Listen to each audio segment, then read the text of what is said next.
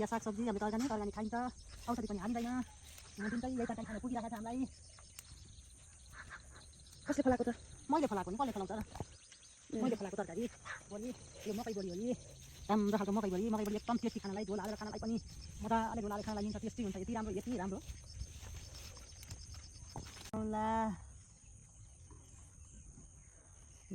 हिरौँला र बोली मिसाएर खाँदा साह्रै मिठो, साह्रै टेस्टी, ज्यादै मिठो हुन्छ। घिरौँला बोली आलु आफ्नै घरका आलु छन्, यी सबै मिसाएर खाँदाखेरि साह्रै मिठो हुन्छ, एकदम मिठो हुन्छ।